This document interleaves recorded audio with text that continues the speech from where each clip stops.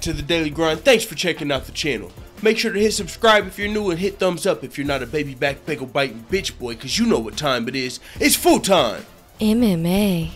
Wow, yo, at the UFC 217 post-fight press conference, things definitely got a little interesting, as you could expect when at the biggest fight of the year, Madison Square Garden, all three champions lose their belt.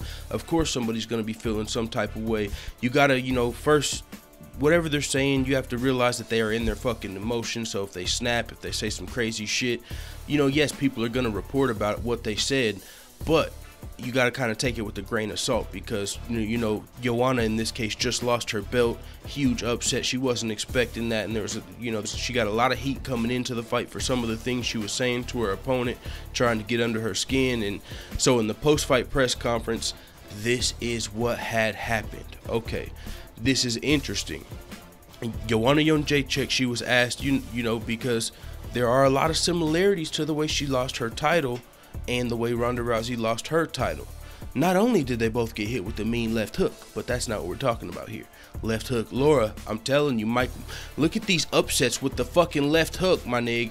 Look at this shit. Michael Bisping, left hook Larry, take out Luke Rockhold. Ronda Rousey, left hook, Holly Holm, left hook Laura, even though that's not what dropped Ronda Rousey, that fucking head kick dropped her, that she still landed that clean left hook. Joanna was dropped, but Rose Namajunas, left hook Laura, came through with the left hook, dropped Joanna. Something's up with these upsets and these left hooks, yo. So, that's one similarity here, but the question was asked, I don't remember the exact question, but the reporter asked her something along the lines of, do you see any similarities, between you and Ronda Rousey's loss? Let's see. Okay, let me see if it actually has. This is what Joanna had to respond to that. She said, no, please don't compare me to Ronda Rousey. I love her so much and we have a very good relationship, but please, let's leave this bullshit away. I never take fights personal and I'm not emotional when fighting. Like, yo, ooh, that kind of, it's kind of like nails on the, like, I understand you're emotional right now and you're coming off of a loss, and, that's why we got to take this with a grain of salt, but yo, pump the brakes.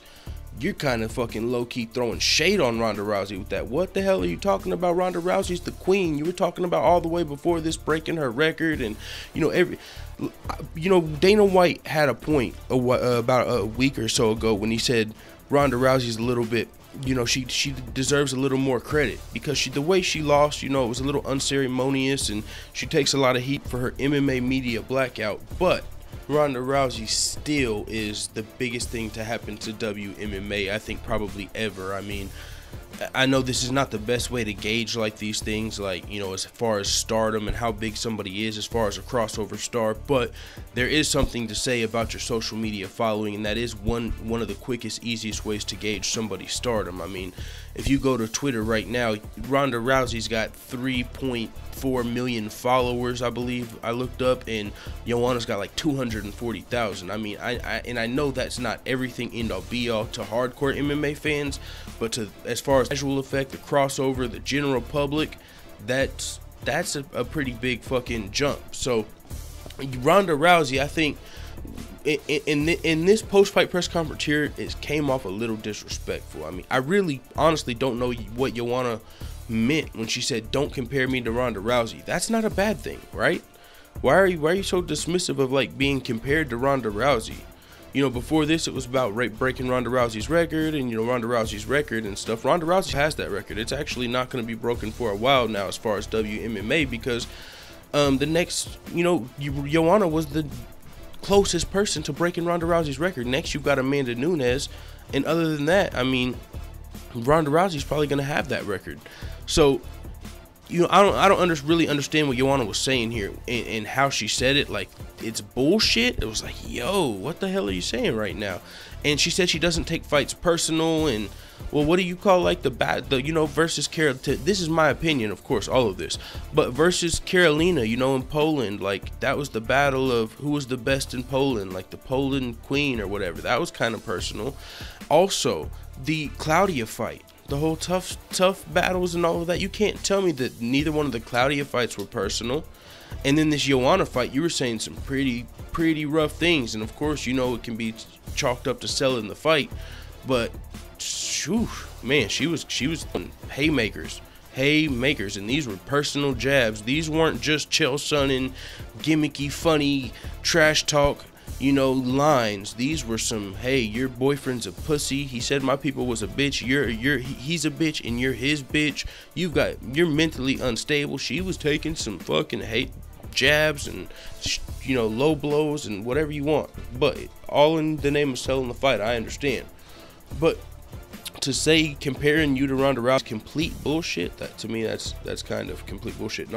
No, but yeah, that just kind of rubbed me the wrong way. I mean, who gives a fuck? Like I said, this is all just my opinion. But Joanna continued on her thoughts, and she said, "This is what happens.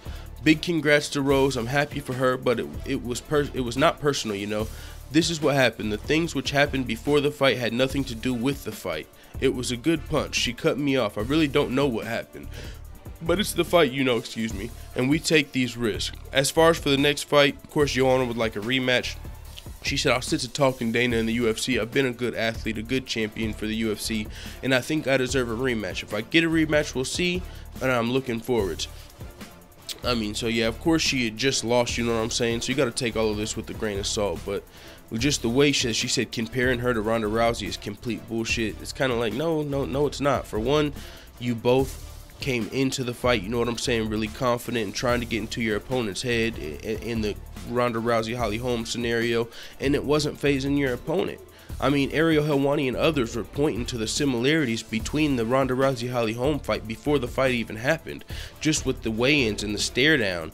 I mean, they were already saying, like, look, it's not affecting Rose. None of Joanna's trash talk is getting to Rose. It reminds us of Holly Holm. And then to come out and get knocked out in the first round, I mean, how can you not compare that? How is that complete bullshit? I mean, Ronda Rousey could come out and be, I'm sure she's not going to stoop to this level, but Ronda Rousey could say, yeah, you know what, don't compare us. It is complete bullshit. She's nowhere near the star I was. She had nowhere near the pressure I had. You know what I'm saying? So, and like I said, so I've said enough on this video. You got to take everything with a grain of salt. It was, you know, a huge emotional moment for Joanna. I'm sure, you know, I might be looking too far into this, or she'll come out and say that's not what I meant. But it is what it is. That's what she's the post-fight press conference. You can go listen to that yourself if you want. Let the full-time family know what the fuck you tap at in the comments. I'm out.